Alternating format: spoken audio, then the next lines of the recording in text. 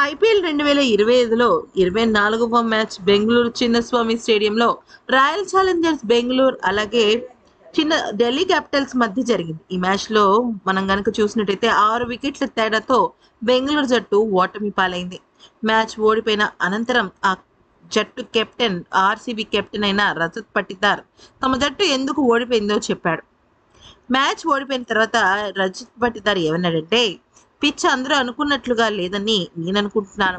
అది మంచి batting pitch అవుతుందని మేము అనుకున్నాం. కానీ సరిగ్గా బ్యాటింగ్ చేయడంలో విఫలమయ్యాం.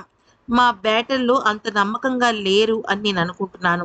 అందరూ సరైన ఉద్దేశంతోనే ఆడుతున్నారనుకున్నాను. కానీ వెంటనే వికెట్లు పడిపోవడం మమ్మల్ని చాలా దెబ్బతీసింది. ముఖ్యంగా ఫిల్ సాల్ట్ రన్అట్ మాకు చాలా పెద్ద దురదృష్టం అనే చెప్పుకోవాలి.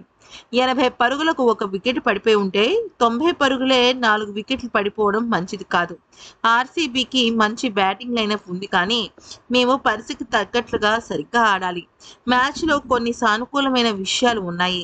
ఉదాహరణకు టిమ్ డేవిడ్ అద్భుతమైన ఇన్నింగ్స్ ఆడాడు. పవర్ ప్లేలో మా బౌలింగ్ బాగుంది. మైదానాల్లో మా రికార్డు గురించి మేము పెద్దగా ఆలోచించడం లేదు. కేవలం మంచి క్రికెట్ ఆడాలని అనుకుంటున్నాము.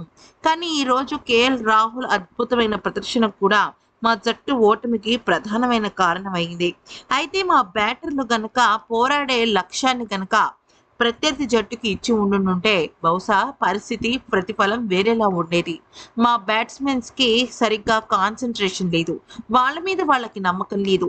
అంతేకాకుండా ఏ రకంగానూ కూడా వాళ్ళు వాళ్ళ ఆటని కాకుండా పిచ్‌ని, వాతావరణాన్ని, ప్రత్యర్థి బౌలర్లను నమ్ముకుంటున్నారే తప్ప, బౌలర్స్‌ని బట్టి కాదు, మన ఆట తీరుని బట్టి ఉంటుంది. ఎటువంటి పరిస్థితులైనా ఎదుర్కొని ముందుకు వెళ్ళాలి అన్న ఆలోచన ధోరణి మా బ్యాట్స్‌మెన్స్‌కు పూర్తిగా కోల్పోయింది అంటూ వాళ్ళ బ్యాట్స్‌మెన్స్‌పై కోపంతో ఊగిపోయాడు.